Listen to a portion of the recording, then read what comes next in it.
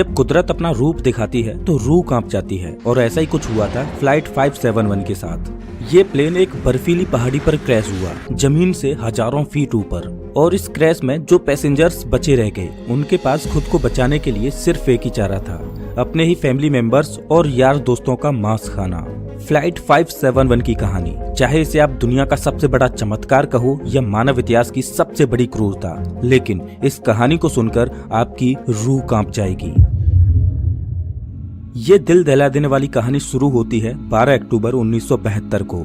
South America के यूरुग्वाई देश से एक चार्टर्ड प्लेन उड़ान भरता है जिसको चिली देश की राजधानी सैंटियागो में पहुंचना है।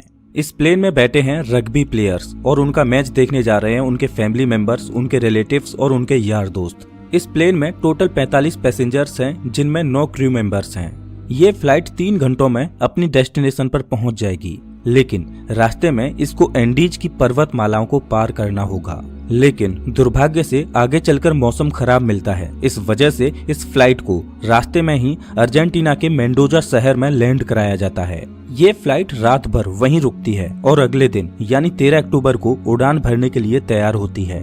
लेकिन परेशानी ये है कि अभी भी मौसम खराब है। लेकिन अच्छी बात यह है कि इस फ्लाइट का जो पायलट है वो इस रूट से पहले भी 29 बार उड़ान भर चुका है। इस वजह से उसे पूरा आइडिया है कि इन एंडीज की पहाड़ियों को कैसे पार करना है। पायलट के कॉन्फिडेंस की वजह से ये फ्लाइट 13 अक्टूबर को दोपहर के 2:18 पर फिर से उड़ान भरती है। यहाँ से सैंटियागो पहुँचने में सिर्फ 1 घंटे का रास्ता बचा है और पायलट को पूरा भरोसा है कि 1 घंटे के बाद वो सही सलामत सैंटियागो में पहुँच जाएंगे। ये प्लेन करीब 18,000 फीट के एल्टीट्यूड पर उड़ रहा था और धीरे धीरे एंडीज की पहाड़ियों को पार करता जा रहा था। लेकिन आगे चलकर मौसम और खराब होता गया, जिस वजह से विजिबिलिटी और कम हो गई और पायलट को आगे कुछ भी दिखाई नहीं दे रहा था। अगर मौसम साफ होता तो पायलट आसपास की पहाड़ियों को देखकर आइडिया लगा लेता कि प्लेन कहाँ है, लेकिन इस समय तो पायलट केवल प्लेन के इंस्ट्रूमेंट्स पर ही निर्भर है। अब क्योंकि पायलट को पता था कि वो 1 घंटे में सैंटियागो पहुंच जाएंगे, इसीलिए वो अपनी लोकेशन का रफ आकलन करता रहा और 1 घंटे के बाद जब उसे लगा कि उसने एंडीज की पहाड़ियों को पार कर लिया है तो उसने सैंटियागो एयरपोर्ट पर एटीसी से प्लेन को लैंड कराने की अनुमति मांगी। एटीसी ने पूछा कि क्या आपने एंडीज की पहाड़ियों को पार कर लिया है? तो पायलट ने कहा कि हाँ, उन्होंने एंडीज की पहाड़ियों को पार कर लिया है। एटीसी भी पायलट द्वारा दी गई लोकेशन पर ही निर्भर थी, तो एटीसी ने प्लेन को लैंड कराने की परमिशन दे दी और पायलट से कहा कि आप प्लेन को 11,500 फीट के एल्टीट्यूड पर ले आओ। 3:21 पर पायलट प्लेन के एल्टीट्यूड को धीरे धीरे घटाने लगा। जैसे ही प्लेन नीचे आता है तो पायलट को दिखाई देता है कि अभी तो एंडीज की पहाड़ियां ही चल रही हैं और सामने एक बहुत बड़ी चट्टान है। जल्दी से पायलट प्लेन को फिर से ऊपर उठाने की कोशिश करते हैं, लेकिन अब बहुत देर हो चुकी थी। प्लेन को ऊपर उठाते उठाते प्लेन का पिछला हिस्सा पहाड़ी से टकरा जाता है और वो टूटकर अलग हो जाता है। प्लेन का पिछला हिस्सा खत्म होने की वजह से पीछे की जो सीटें थीं वो यात्रियों सहित हवा में उड़ जाती हैं और 3 पैसेंजर्स हवा में ही उड़कर खत्म हो जाते हैं। इस टकराव में प्लेन का राइट विंग भी टूट चुका था, जिस वजह से प्लेन डिसबैलेंस हो जाता है, जिस वजह से उसकी दूसरी विंग भी पहाड़ी से टकराती है और वो भी टूट जाती है। अब केवल प्लेन का फ्रंट पार्ट ही बचा था जो 350 किलोमीटर प्रति घंटे की रफ्तार से नीचे ग्लेशियर में टकराता है। प्लेन पूरी तरह से तहस नहस हो जाता है। प्लेन के पायलट तुरंत मारे जाते हैं। 45 में से 12 लोग इस घटना में मारे जा चुके हैं और 33 लोग अभी भी जिंदा हैं, लेकिन इनमें से ज्यादातर बहुत जख्मी हालत में हैं और उन्हें ये भी नहीं पता कि इस समय वो कहां पर हैं। ये क्रैश हुआ प्लेन जमीन से 3,570 मीटर की ऊंचाई पर एंडीज की किसी अनजान पहाड़ी पर बिखरा पड़ा है। क्या वो इस पहाड़ी से बचकर निकल पाएंगे या नहीं, ये कोई नहीं जानता। अभी तक जो हुआ वो तो महज एक छोटा सा ट्रेलर था। इस फ्लाइट की असली कहानी तो अब शुरू होगी। आप कल्पना भी नहीं कर सकते कि आगे चलकर इनके साथ क्या होने वाला है। ये वीरान एंडीज की पहाड़ियां अब इन पर कहर बनकर बरसने वाली हैं। इनकी आगे की स्टोरी जानकर आपकी रूह तक कांप जाएगी। घायल हुए पैसेंजर्स में से एक पैसेंजर था नांदो पराडो, जिसके सिर में चोट आई थी, जिस वजह से वो कोमा में चला गया।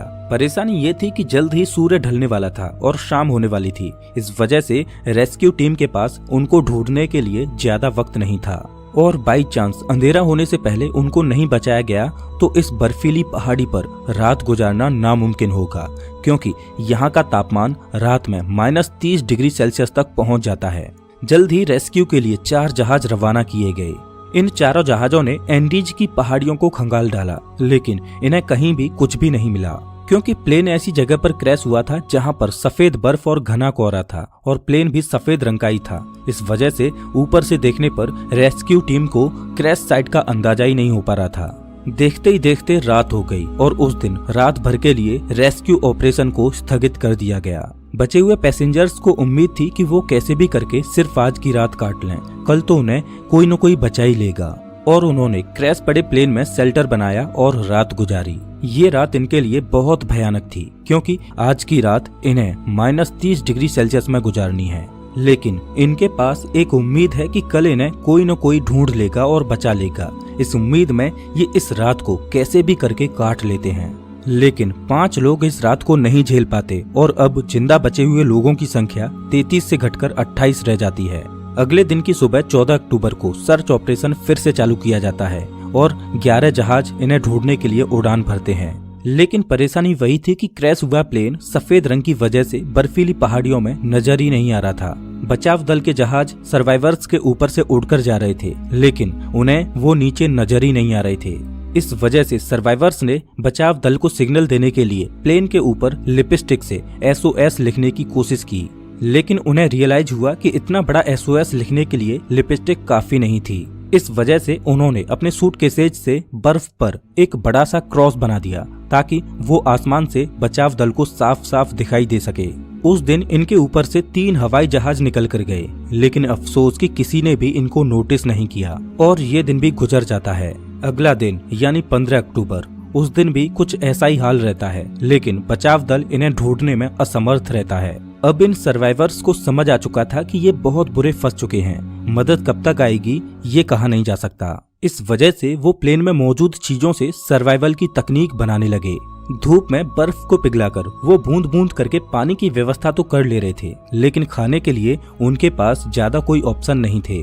क्रैश के 3 दिन बाद यानी 16 अक्टूबर को नांदो पराडो कोमा से जाग उठता है और जैसे ही उसे होश आता है तो उसे पता चलता है कि इस क्रैश में उसकी मां खत्म हो चुकी है और उसकी 19 साल की बहन गंभीर रूप से घायल है।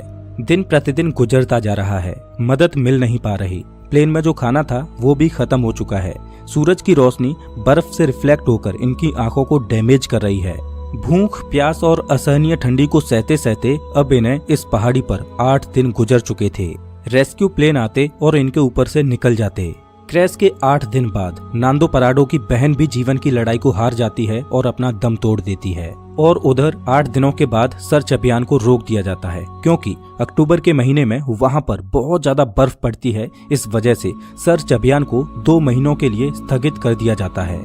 ऑफिशियल्स को ये लगा कि इन 8 दिनों में सारे यात्री मारे जा चुके होंगे। इस वजह से उनकी मुर्दा बॉडीज को 2 महीने के बाद खोजकर उनके घर वालों को भिजवा दिया जाएगा। इधर सर्वाइवर्स को प्लेन के मलबे में एक रेडियो मिला। जब सर्वाइवर्स ने रेडियो को ऑन किया तो उसमें उन्हीं की न्यूज ब्रॉडकास्ट हो रही थी कि फ्लाइट 571 के सर्च ऑपरेशन को अब बंद कर दिया गया है। इस न्यूज ने सर्वाइवर्स के होश उड़ा दिए। अभी तक तो उनको अपने खोजे जाने की एक उम्मीद थी, लेकिन वो अब रेडियो पर अपने ही मरने की खबर सुन रहे थे। अपने खोजे जाने की एक उम्मीद की किरण थी, वो भी टूट चुकी है। अब उनको पता है कि यहाँ पर मौत निश्चित है। अब या तो परिस्थितियों को अपने ऊपर हावी होने दो या उनका डटकर सामना करो। उन्होंने प्लेन की सीटों को फाड़कर उसकी रुई को अपने कपड़ों में भरकर ठंड से बचने की कोशिश की। सीट कवर्स को पैरों में लपेटकर बर्फ में चलने के लिए जूते बनाए। सबसे बड़ी दिक्कत खाने की थी। अब जिंदा रहने के लिए इनके पास सिर्फ एक ही ऑप्शन था, वो करना जो इतिहास में कभी भी किसी ने नहीं किया, जिसके बारे में सोचकर ही रूह कांप जाए। इन्होंने बर्फ में पड़ी अपने फैमिली मेंबर्स, रिलेटिव्स और जिनके साथ वो कभी खेले कूदे उन यार दोस्तों की मुर्दा बॉडीज को खाने का फैसला किया। हालांकि ये फैसला लेना उनके लिए बिल्कुल भी आसान नहीं था। एक एक करके दिन गुजरता जा रहा था। इनके पास खुद को बचाने के लिए कोई भी प्लान नहीं था। वो रात को ठंड से बचने के लिए टूटे पड़े प्लेन के अंदर ही सोते। लेकिन क्रैश के 16 दिन बाद यानी 29 अक्टूबर को कुदरत ने इनको एक और झटका दिया। वो रात में सो रहे थे और अचानक उन्हें पता चलता है कि पहाड़ से बर्फ का एक मोटा हिस्सा टूटकर नीचे गिर रहा है। ये एवलांच इतनी जोर से आया कि भारी मात्रा में मौजूद बर्फ ने उनके टूटे प्लेन को अपनी चपेट में ले लिया। उनका प्लेन बर्फ के नीचे दब चुका था और प्लेन के अंदर भी बर्फ घुस चुकी थी, जिस वजह से उनके लिए ऑक्सीजन की कमी हो गई और दम घुटने की वजह से 8 और लोग अपनी दम तोड़ देते हैं और अब केवल 19 लोग ही जिंदा बचे हैं, लेकिन वो भी बर्फ के नीचे दबे हैं। इस बर्फ से बाहर निकलने में इन लोगों को 3 दिनों का समय लग जाता है। अब इन्हें रियलाइज हो जाता है कि यहाँ रहेंगे तो एक एक करके सब लोग मारे जाएंगे। इससे अच्छा है कि इस पहाड़ी से बाहर निकलकर मदद ढूंढने की कोशिश की जाए। उन लोगों में ज्यादातर सभी जख्मी हालत में थे, इस वजह से वो इस पहाड़ी को पार करने में सक्षम नहीं थे। लेकिन 3 लोग ऐसे थे जो कम चोटिल थे, इस वजह से उन तीनों ने इस पहाड़ी से बाहर निकलकर मदद लाने का फैसला किया। उन्होंने रास्ते के लिए मांस के टुकड़े अपने साथ लिए और उनको ठंड से बचने के लिए सबसे मोटे कपड़े दिए गए। और क्रैश के 33 दिनों के बाद यानी 15 नवंबर को ये तीनों लोग मदद ढूंढने के लिए निकल पड़ते हैं। चलते चलते इनको शाम होने लगती है, तभी इनकी नजर प्लेन के दूसरे टूटे हुए हिस्से पर पड़ती है। प्लेन का जो पिछला हिस्सा टूटकर अलग हो गया था, उन्हें वो दिखाई देता है। जब वो उस मलबे के पास जाते हैं तो उन्हें उसमें खाने के लिए बहुत कुछ मिलता है। आज की रात उन्होंने इसी में गुजारने का फैसला किया। पिछले कुछ दिनों में आज की ये रात उनके लिए अच्छी रही। प्लेन के उस पिछले भाग में उन्हें एक बैटरी मिली। उन्होंने सोचा क्यों ना इस बैटरी को प्लेन के मेन बॉडी के पास ले जाया जाए और उसमें लगी कम्युनिकेशन डिवाइस को चालू करके मदद बुलाई जाए। लेकिन बैटरी का वजन 25 किलोग्राम था। इतनी भारी बैटरी को इतनी कमजोर हालत में क्रैश साइट पर ले जाना संभव नहीं था। फिर उन्होंने सोचा कि प्लेन की मेन बॉडी से उस कम्युनिकेशन डिवाइस को ही निकाल कर इस बैटरी के पास लाया जाए और उसे चालू किया जाए, जिसकी मदद से वो बचाव दल को बुला सकें। कुछ दिनों तक इन्होंने इसे चालू करने की कोशिश की, लेकिन इन्हें सफलता नहीं मिली और क्रैश के 59 दिनों बाद यानी 11 दिसंबर को एक और एवलांच आता है, जिसमें 3 और सर्वाइवर्स मारे जाते हैं, जिसके बाद जिंदा बचे लोगों की संख्या केवल 16 रह जाती है। और अब ये तीनों नौजवान कैनेसा, पराडो और विजिंटेन बिना किसी गियर के ग्लेशियर पर चढ़ाई करने के लिए निकल पड़ते हैं। ये तीनों पश्चिम दिशा की ओर चलते चले जाते हैं, लेकिन ये बिल्कुल भी नहीं जानते कि जिस दिशा में ये जा रहे हैं उसमें कोई इंसानी बस्ती इन्हें मिल पाएगी या नहीं। उनको बस ये लग रहा था कि उनको इस सामने वाली पहाड़ी को पार करना है और उन्हें मदद मिल जाएगी, और उन्हें उम्मीद थी कि वो 3 दिनों में इस पहाड़ी को पार कर लेंगे। इसीलिए उन्होंने अपने साथ में सिर्फ 3 दिनों के लिए ही मीट की सप्लाई रखी। इन्होंने धागे से सिलकर एक स्लीपिंग बैग बनाया था, तो ये दिन भर बिना किसी गियर के पहाड़ पर चढ़ते और रात में एक ही स्लीपिंग बैग में तीनों चिपक कर सोते। खुले में बिना किसी सुविधा के -30 डिग्री सेल्सियस में रात गुजारना कोई आसान बात नहीं थी। चलते चलते इन्हें चौथे दिन की सुबह हो चुकी थी, लेकिन अच्छी बात ये थी कि वो अब उस पहाड़ी की चोटी पर पहुंच चुके थे। जैसे ही ये पहाड़ की चोटी पर पहुंचे तो इनके पैरों तले जमीन निकल गई, क्योंकि पहाड़ पर चढ़कर इन्हें पता चला कि वो इतने दिनों से जिस दिशा में चल रहे थे वो गलत दिशा थी। आगे रास्ता खत्म ही नहीं होता।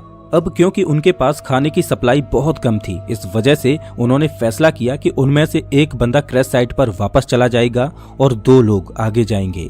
इस वजह से विजिंटन वापस लौट जाता है और पराडो और कनेसा आगे बढ़ते रहते हैं। उस पहाड़ की चोटी पर चढ़ने के बाद इनको सही रास्ते का अनुमान हो जाता है और ये दोनों कई दिनों तक आगे बढ़ते रहते हैं और कुछ दिनों के बाद इन्हें नदी की एक छोटी सी धारा मिलती है। वो उस धारा के साथ साथ नीचे चलते रहते हैं और लगातार 9 दिनों तक चलने के बाद 20 दिसंबर को नदी के दूसरे किनारे पर इन्हें 3 लोग दिखाई देते हैं। ये चलते चलते बहुत थक चुके थे। पिछले 9 दिनों में इन्होंने पहाड़ पर 61 किलोमीटर की हाइकिंग की थी और अब मंजिल इनके सामने थी। इन्होंने उनसे मदद की गुहार लगाई, लेकिन वो लोग टुमारो बोलकर चले गए। उस दिन उन्हें कोई मदद नहीं मिल पाई, लेकिन अगले ही दिन वो विलेजर फिर से वापस आया और एक पत्थर में कागज और पेन लपेटकर नदी के दूसरे किनारे पर फेंका। नांदो पराडो ने पेन और कागज को उठाकर जो भी घटना घटी थी उसके बारे में सब कुछ लिख दिया। जब उस विलेजर ने उस पेपर को पढ़ा तो वो सब कुछ समझ गया, क्योंकि उसे पता था कि इन पहाड़ियों में कुछ दिन पहले प्लेन क्रैश हुआ था और उस एरिया में भी पूछताछ के लिए लोग आए थे। लेकिन वो हैरान था कि ये लोग अभी तक जिंदा कैसे बचे हैं। वो विलेजर जल्द से जल्द शहर गया और आर्मी कमांड के साथ इस इन्फॉर्मेशन को साझा किया और जल्द ही चिली की एयरफोर्स इन्हें रेस्क्यू करने के लिए पहुंचती है। आर्मी ऑफिसर्स पराडो और कनेसा को हेलीकॉप्टर में बिठाकर क्रैश साइट पर पहुंचते हैं और 22 दिसंबर 1972 को क्रैश के 70 दिनों के बाद बचे हुए सर्वाइवर्स को रेस्क्यू किया जाता है। इन लोगों की हालत बहुत ज्यादा खराब थी। इस क्रैश के बाद टोटल 16 लोग ही सर्वाइव कर पाते हैं। इनकी ये कहानी सच में दिल दहला देने वाली कहानी थी। लेकिन इससे भी खतरनाक सर्वाइवल की कहानी है एक ऐसे व्यक्ति की जो 438 दिनों तक गहरे समुद्र में फंसा रहा। बीच पैसिफिक ओशियन में एक छोटी सी नाव उसका घर थी, खुला आसमान जिसके नीचे उसे दोपहर की तेज धूप और रात की ठंडी को सहना था। एक अकेला व्यक्ति वीरान समुद्र में 438 दिन यानी 14.5 महीनों तक अकेला मदद की आस लगाए भटकता रहा। इस व्यक्ति की सर्वाइवल की कहानी आपको सच में हैरान कर देगी। इस कहानी को आप स्क्रीन पर दिख रही इस वीडियो में देख सकते हो। मैं आपको वहीं मिलता हूँ।